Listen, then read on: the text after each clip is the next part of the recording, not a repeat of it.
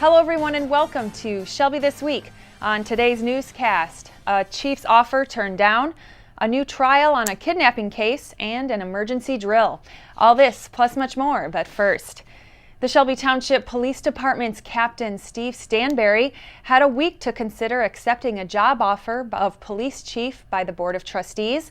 Stanberry recently told us he did not accept the job contract. Here's what the agreement entailed.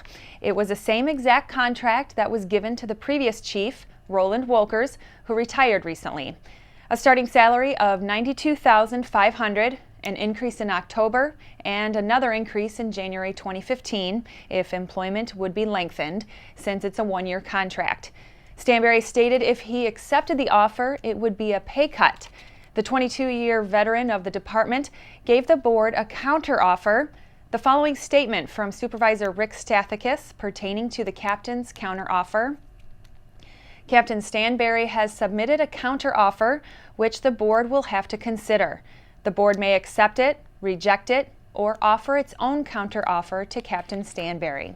At this time, we can't speculate on what the board might do.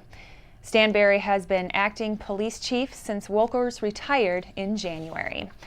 A complicated case moved quickly recently. James Cuddy Varghese is being charged with attempted kidnapping, child enticement. The bizarre case happened back in August. Township resident Brittany Roble claims she and her one-year-old son were walking outside of their Fox Lane apartment near Hall and Mound Roads when Varghese started cooing at the toddler. James Cuddy denies picking up the boy and walking away with him, but that's where the incident gets muddled. Roble told Township Police Varghese picked up her son Zachary, smelled his hair, and allegedly walked away with the boy. The mother grabbed her son, ran away, and called the police. Back in February, the original case against Varghese was dismissed, but prosecutors refiled more charges against him. Now the case is at Macomb County Circuit Court, where 47-year-old Varghese, who is a native of India, testified that he smiled at the boy but did not take him. He also stated he did drink alcohol that day. A jury will be in deliberation. We'll keep you up to date on this case. Varghese had moved to Shelby Township from Canton just about a week before that incident. A court-appointed translator said the incident was a cultural misunderstanding. In the case of a medication emergency, Macomb County's health department would swing into action. Volunteers were recruited recently for a mock drill for residents, and locals didn't even have to leave their cars. The Macomb County Health Department Medical Reserve Corps ran an all-day exercise at Utica High recently, practicing emergency plans to help prepare local families and residents for emergencies. Coordinator for the group, Kara Marsh, tells us more. So imagine that there was a public health emergency like an anthrax outbreak. The health department is responsible for getting medication to all 840,000 residents within 48 hours. So one of the ways that we would do this is we'd create a point of dispensing, somewhere that the public could come to fill out their form, get their medication, and leave as quickly and safely as possible. And so what we're doing here is exercising a drive-through. So you drive through just like you would at a restaurant and fill out your form, get your medication, and drive out. You don't have to leave your car. It's especially great for people that have a lot of kids or have a mobility issue. And then it minimizes the contact so that you don't end up, in case someone is sick, it doesn't spread. Directions were easy. Follow orange cones to the first station. Forms were given out, asking for names of family members, ages, and if you're allergic to any medications that are being given out. Second station, drop off your paperwork and receive your medication. Today, medication was substituted with M&Ms and Skittles. Everyone here is a volunteer, and they support the health department to run these sites. So by having the public come through, they get to exercise, and then instead of giving out medication, we're giving out candy and information about public health, preparedness, and our Medical Reserve Corps. Locals took advantage of this mock drill. Should something does happen, now we have an idea of what to do and how to do it. Without the drilling, it'd be chaos. A total of 11 volunteers helped out at this drill. Now the health department and everyone else involved has a better idea of what to expect if a real medical emergency would happen. Again, the reason for the drive-through drills, if families with numerous children drive up, they all don't have to get out of the car. Also, if you're unable to walk, and lastly, just easier accessibility for all. Coming up, road projects, Relay for Life, and recipes for good health. Green Sally up, a green Sally down. Last done start, gotta tell the ground. Green Sally up, a green Sally down. Last done start, gotta tell the ground.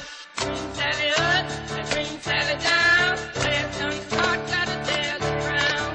Green Sally up, a green Sally down. Last done start, gotta tell the ground.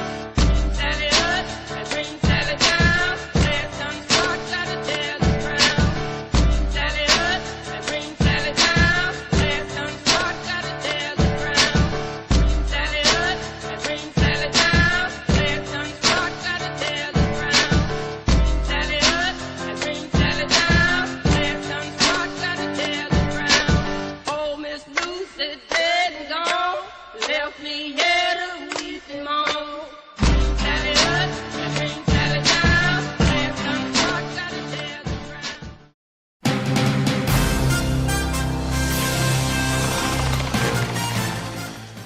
Summer road projects have been approved. Those frustrating orange barrels will be out, but it's all to improve township roadways. The Macomb County Board of Commissioners approved a $4.1 million project to widen Van Dyke from 25 to 26 mile, and another project costing $1.3 million to pave Mound Road in Washington Township from 28 to 29 mile. Matching funds help pay for these projects. The start date for the Van Dyke project was supposed to be in April, but a few setbacks pushed the starting date to summer.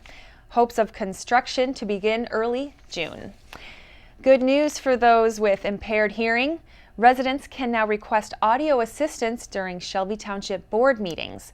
Quite often, board meetings include many conversations with multiple officials, residents, and other professionals, all talking at once. Meetings are in a large room with several microphones. Sound travels, and hearing all topics and agenda items can be difficult. If you need audio assistance for future township board meetings, contact the clerk's office where hearing assistance packs are kept. A popular race raises more than money. The annual Relay for Life also raises spirits and hope for the future. Stacy Sansatera tells us more.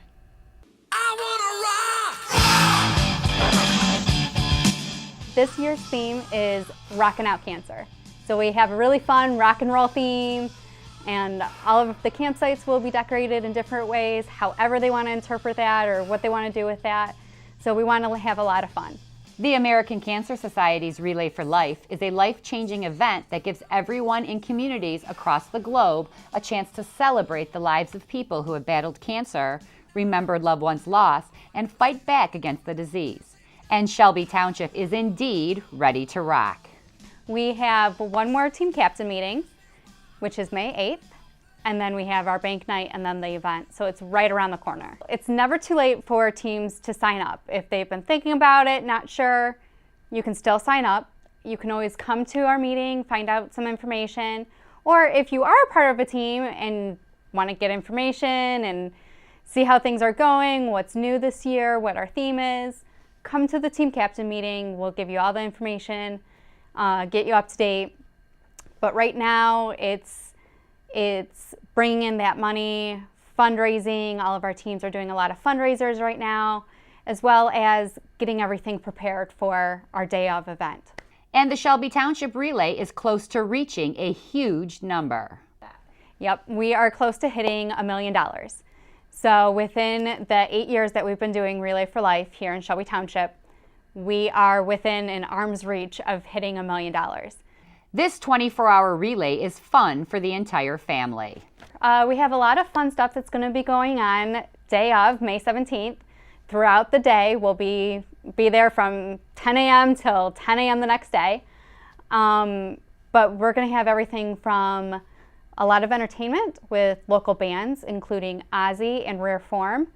we'll have a really fun contest called Hey Now You're a Rock Star, where people can dress up like their favorite rock star or just like a rock star. One person from each team, male or female, and then they'll go around the track and try to raise money, and whoever raises the most money in the 2 laps around the track will be crowned the rock star of the relay. Anyone can participate in Relay for Life. Friends, families, neighbors, classmates, sports teams, etc. can form their own teams. No matter who you are, there is a place for you at Relay. For more information, go to relayforlife.org and search Shelby Township, Michigan. The relay takes place on May 17th. For Shelby This Week, I'm Stacy Sansatera. Relay for Life, great for the township. Prepping in the kitchen for healthy meals can be daunting, but Katie Shimatero recently attended a program and has some nutritious tips. It's National Public Health Week, and Nino Salvaggio's, along with the Macomb County Health Department, are teaching you a few healthy recipes in order to shed the extra pounds just in time for summer. Macomb County Executive Mark Hackle joined Nino Salvaggio's along with the health department at their Eat Well, Be Well event and demonstrated how to make a delicious low-calorie smoothie. I'm a Slurpee guy, but you know what? This is a lot healthier. So making the smoothies really aren't that difficult, that much of a challenge, especially when you have wonderful ladies from the health department having things pre-prepared for you. So I think what we got is a little bit cup of yogurt here. And is this like a fat-free yogurt, or what is this here? It's a low-fat organic yogurt. Low-fat organic yogurt. Gotta love that. And a banana, a full banana. Now we take a little bit of strawberry. We take 2 cups of strawberries. Cut strawberries. Orange juice? From Nino Salvaggio's. Beautiful stuff here. And we pour just a cup of orange juice in there and a little cup of crushed ice. Throw that in there, put a top on. We hit the max blend. Make sure that top is on nice and tight. I've done that before where it wasn't. And quite a mess. Health Officer Bill Rodella says they organized the Eat Well, Be Well event to promote better health in Macomb County. Well, this is part of National Public Health Week, and in Macomb County, we want to show our commitment to public health and to celebrate the accomplishments of public health and our commitment to continue to work towards healthy lifestyles and a healthier Macomb. And Nino Salvaggio's was a great place to demonstrate how to use fresh fruits and vegetables while preparing your meals. We were looking for an environment where we can do some cooking demonstrations, because one of the things we know is, as Americans, we consume 30% more calories than we did 40 years ago. So we really want to promote the importance of eating healthy, eating wisely, and smoothies is a great example. It's a very nutrient-dense food, relatively low in calories with good vitamins and minerals, and low in fat. So it's a healthy food that we want to promote to people, and we have a few other cooking demonstrations here. Nino's was an excellent place to do this with their space here, as well as the ability to provide us with some fresh foods. The general manager of Nino Salvaggio says they are proud to have taken part in National Health Week. We're really proud to support Macomb County's community, and that's what we're doing today. I mean, the ladies here are preparing some unique recipes with our freshest ingredients. For more tips on healthy eating, log on to macombcountymi.gov and transform National Health Week into a lifestyle. In Clinton Township, I'm Katie Shimatero, Shelby This Week. Those look like great tips for the kitchen. The annual Cleanup Day in Shelby Township is just around the corner, and you're invited to help. Shelby Township Cleanup Day! Cleanup Day will be held on Saturday, April 26th. All residents are welcome to help out clearing up roadsides of debris and litter. Registration is at 8:30 a.m. in the Community Center, 51670 Van Dyke. This is a great event for different groups like Boy Scouts or local businesses to do their part and help out the community. Lunch will be served from 11 till 1 p.m. Call 586-731-5102 for more information. Looking for new restaurants that are close to home? Sarah Shunk found 2 fun establishments for you to enjoy. Local businesses are the cornerstone of the community. They create a common place for people to meet and create memories. 2 local businesses recently opened in the area. The first stop is Piatta Italian Street Food. Located on Hall Road just west of Hayes, Piatta offers up a unique presentation to traditional Italian fare. On hand at the ribbon cutting, Township Supervisor Rick Stathakis said new businesses such as Piatta is a sign of local economic recovery. Well, first of all, Piatta Restaurant's going to do a great business here, no question about it. And as you can see, there are a lot of people standing in line waiting to get served. So I think this is a good indication of Shelby Township's economy. Local economy is coming back strong. We're having good, strong businesses moving into our township, and that's just an awesome sign. I'm so happy, though, that our building department, our planning director, and everybody worked together in getting this done very quickly, and everything's really pretty much as planned has happened. This is Piatta's second location in Metro Detroit, and putting this location on Hall Road was an easy decision by the company. Just the number of competing businesses, supporting businesses. We have great traffic along the road here, so it's just a great location. Got a nice little corner here. Heading north from Hall Road in Hayes, you'll find Cicerelli's. And while the restaurant itself isn't new, the addition of their banquet facility is. 1, 2, 3, go! All right! The new room can host a variety of events. A wedding reception, graduation party, after work, corporate events, bridal parties. There's a lot of hockey teams that come to the area, and obviously being Dino, you get the attraction of hockey teams. So teams that play locally, if they're in town for a hockey tournament, this is a natural place for them to go, and then we have more than enough room to accommodate them. To book an event at Cicerelli's, you can contact them at 586-247-2223. For Shelby This Week, I'm Sarah Shunk. Cicerelli's has the best pretzel sticks. Delicious. Shelby Township resident Charlie Cadado is only 17 years old and has accomplished more in his teenage years than most people do in a lifetime. Charlie is an author of 2 books, a former reporter for Scholastic News, where he interviewed the ever-famous Jane Goodall. We sat down with Charlie and talked about his newest books. And through Scholastic, I had a passion for writing, and Scholastic inspired me to write this book, which was based on the true life story of ABC anchor Bob Woodruff.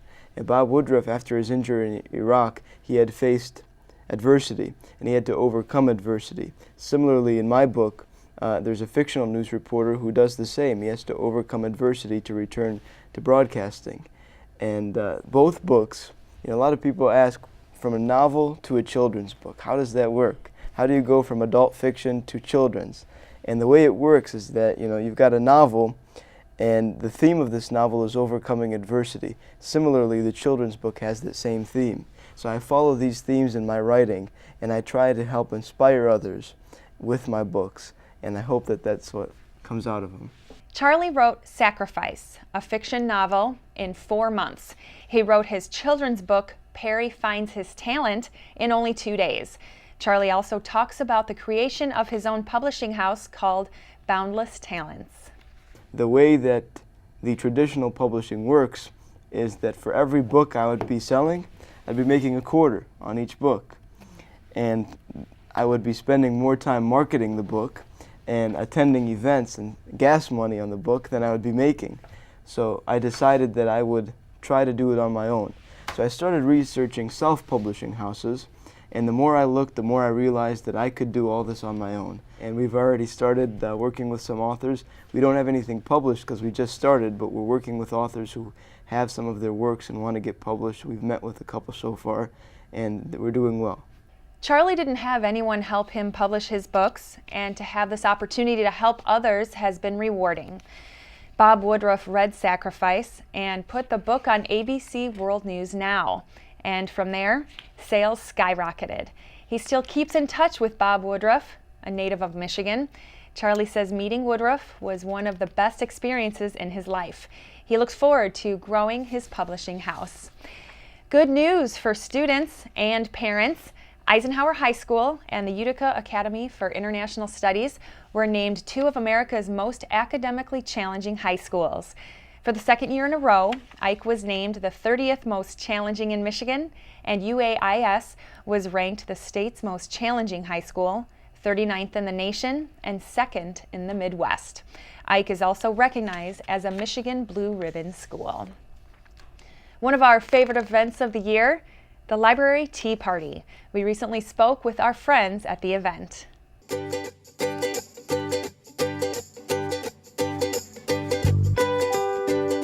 I'm here with Nancy Larco, and Nancy has been instrumental with a group of people in organizing this tea party for several years now. How many years have? Well, this is the 13th year for the tea party, and I think I've worked on it for like 11 years. So.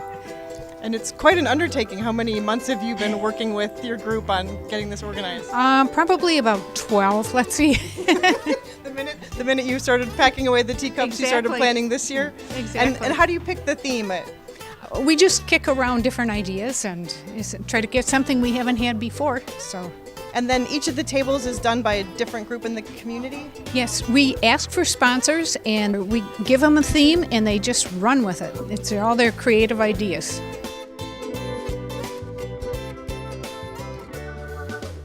We're here in the Friends Bookstore just taking a quick break between seatings for the tea party today, and we have a moment to talk with our special guest. Ariel has come in for our tea party, and the theme is Dive into an Adventure, and you've had quite an adventure to get here today.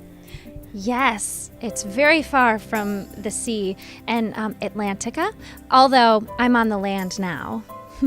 Yes, you have your beautiful dress on. And the first seating, there was some dancing and singing and all kinds of fun things. What types of things do you enjoy doing? I love singing. That's my most favorite. It's just one of the most special things that everyone understands. It's a language all around the world. The kids loved seeing you. If they didn't come today and they wanted to spend some time with the princess, where would they find you? Well, I'm friends with a company called the Enchanted Princess Party, as well as some of my other princess friends, and you can get a hold of us there. Well, that is very exciting. Thank you so much for joining us today. It's really been a pleasure. Very good, very good. Let me see you try. And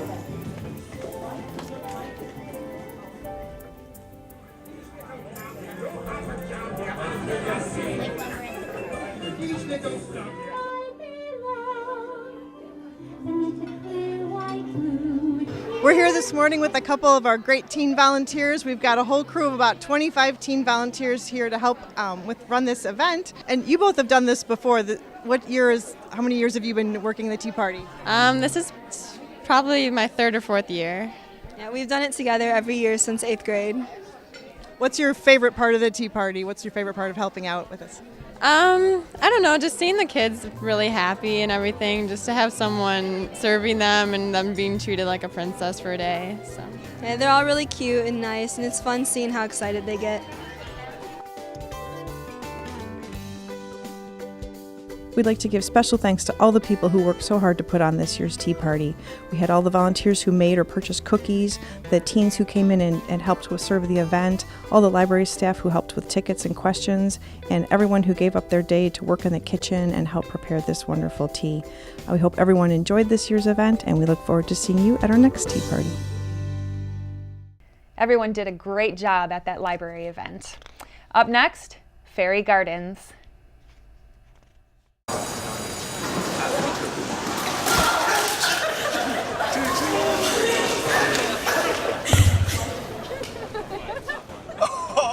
That's slow. Seriously.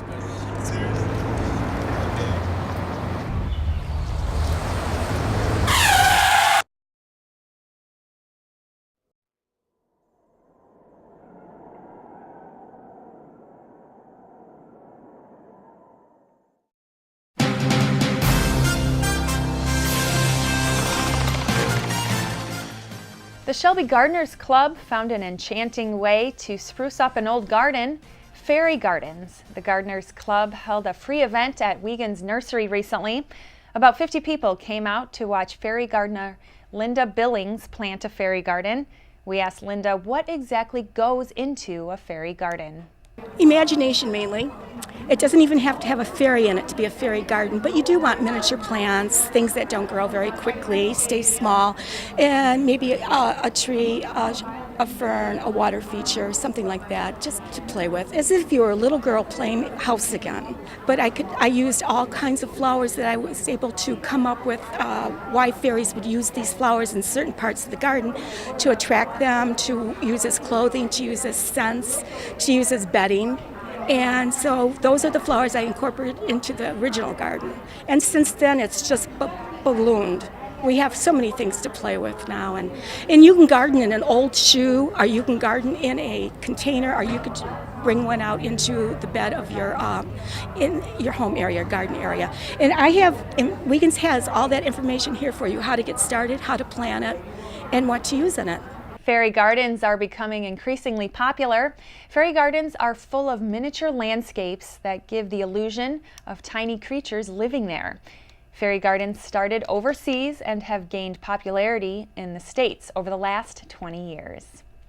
And that's Shelby This Week. You can watch us online all the time at ShelbyTV.org and like us on Facebook at facebook.com/ShelbyTWPTV. Also, we would like to inform our viewers, our coworker Phil Nye passed away recently. His love for music lives on with all of us here at Shelby TV. We will close out each newscast with a song that Phil enjoyed. We hope you enjoy it too. Thanks for watching.